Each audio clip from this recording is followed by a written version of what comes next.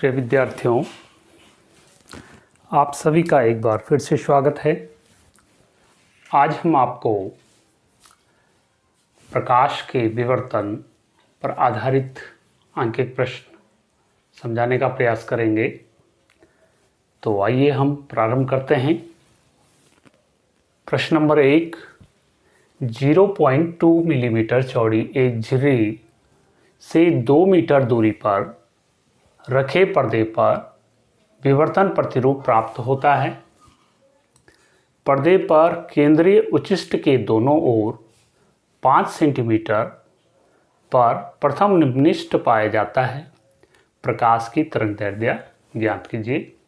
हमने आपको ये प्रश्न ये थ्योरी में बताया था कि प्रकाश के विवर्तन में पर्दे पर एक पॉइंटेड एरिया होता है जहाँ पर प्रकाश की तीव्रता अधिकतम होती है, उसे हम बोलते हैं उच्चिष्ट।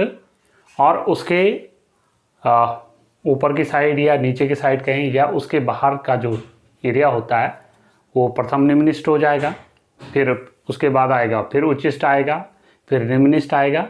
ऐसे ऐसे करके एक पैटर्न प्राप्त होता था जिसको हम बोलते थे प्रकाश का विवर्तन।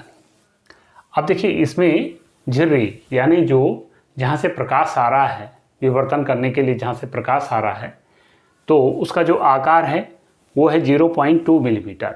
और इसको यहाँ पर हम डिनोट करते हैं ई से। E is equal to 0.2 mm। और इसको मैं अगर मीटर में बदलूँ 0.2 इंटू 10⁻³ मीटर, क्योंकि 1 मिलीमीटर बराबर 10⁻³ मीटर होता है। विवर्तन प्राप्त होता है उच्चिष्ट के दोनों ओर 5 सेंटीमीटर की दूरी पर। अब देखिए, हम सपोज यहाँ पर ऐसा करते हैं, ये कोई झिर्री है यहाँ से या जहाँ से तरंग स्रोत बनना है, तरंग स्रोत है ये। और यहाँ से ये दो स्थितियाँ हैं जो यहाँ पर दे रखा। देखिए, पर्दे पर केंद्रीय फ्रिंज, यहाँ पर जो है ये सेंटर केंद्रीय उच्चिष्ट जिसको कहते हैं, इसके दोनों साइड देखिए 5 सेंटीमीटर पर प्रथम निम्निष्ट पाया जाता है। तो मान लीजिए इससे 5 सेंटीमीटर ये ऊपर है,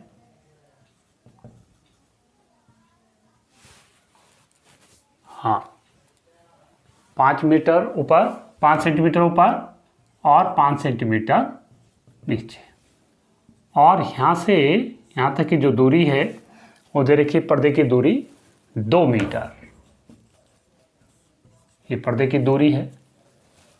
तो यहाँ पर इसको पर्दे की जो दूरी है झिर्री से, उसको हम f से डिनोट करते हैं 2 मीटर। और सपोज मैं इसको x से डिनोट कर रहा हूँ, ये जो प्रथम निम्निष्ट की दूरी है केंद्रीय उच्चिष्ट से, उसको x से मैं डिनोट कर रहा हूँ। तो x इज इक्वल टू ये 5 सेंटीमीटर और इसको मीटर में बदलेंगे 5 × 10⁻⁻² मीटर। अब ये मान लीजिए थीटा कोण है, यहाँ से भी ये थीटा कोण हो जाएगा क्योंकि बराबर दूरी पर है। अब हमने तरंगदैर्ध्य ज्ञात करनी है। देखिए, हम जानते हैं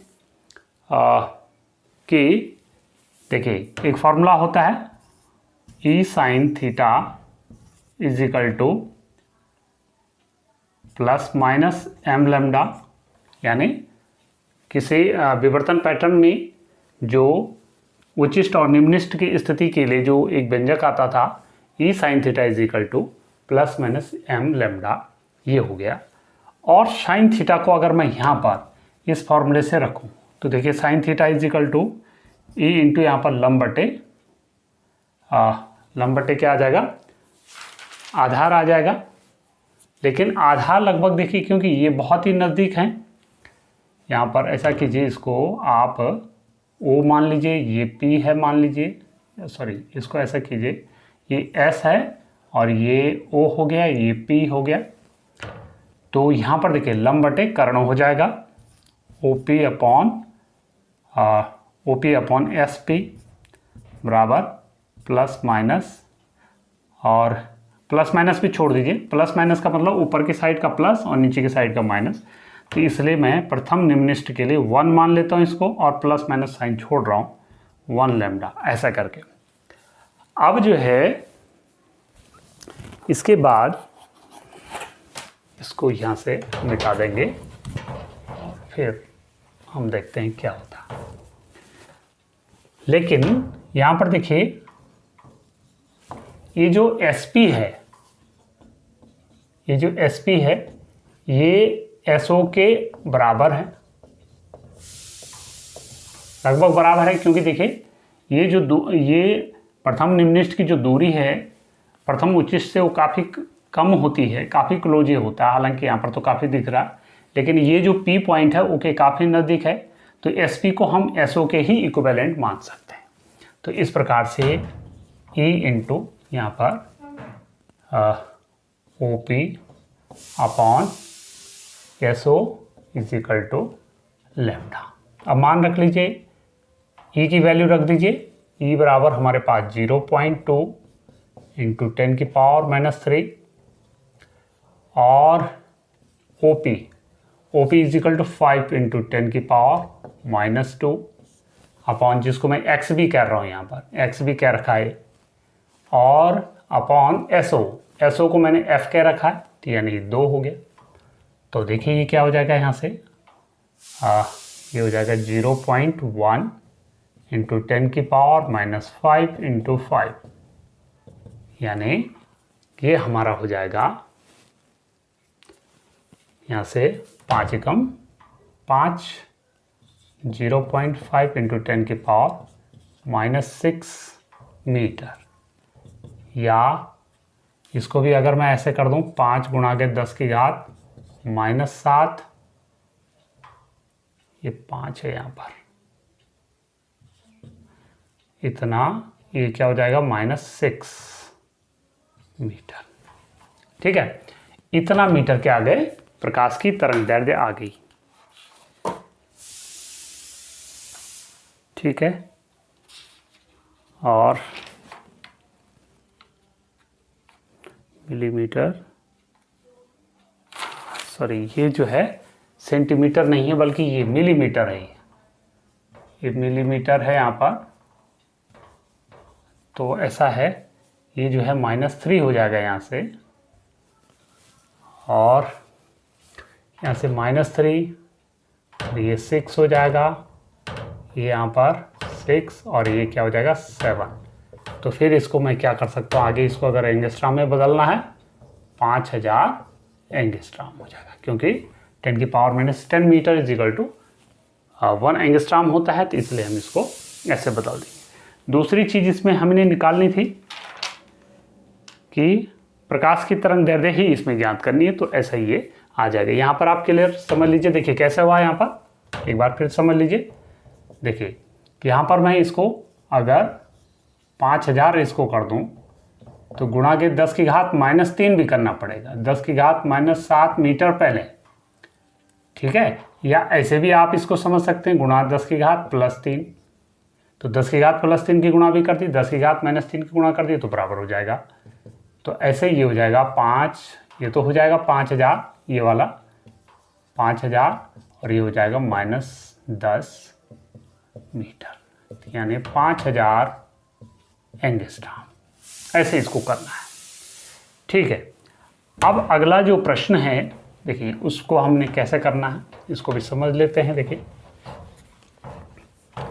तरंग दैर्ध्य 5900 एंगस्ट्राम तरंग दैर्ध्य का प्रकाश 11.8 गुणा के 10 की घात -5 सेंटीमीटर चौड़ी झिर्री पर अभिलंबोत डाला जाता है। प्रथम निम्निष्ठ की कोणीय स्थिति ज्ञात कीजिए, और साथ ही हमने क्या करना है, केंद्र उच्चिष्ठ की कोणीय स्थिति भी हमें ज्ञात करनी है।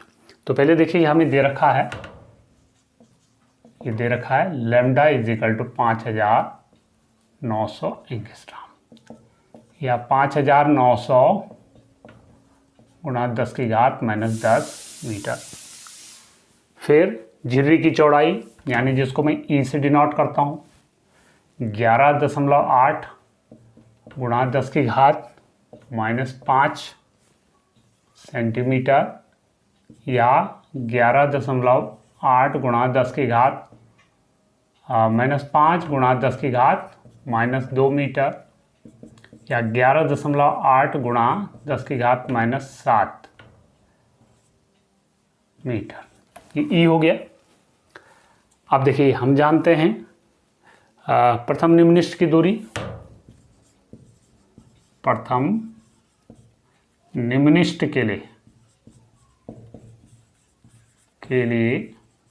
देखिए अभी मैंने बताया था पीछे, E sine theta is equal to ±m lambda. और यहाँ पर देखिए प्रथम निम्नलिखित की कोणीय स्थिति आपने ज्ञात करनी, तो क्योंकि ये देखिए ये कोण जो है काफ़ी छोटा भी होता है, तो sine theta is equal to ± इसको छोड़ देते हैं 1 × λ/e, तो sine theta is equal to lambda यानी 5900 गुणा 10 की घात -10 बटे ई 11.8 गुणा 10 की घात -7। तो फिर ये जो है साइन थीटा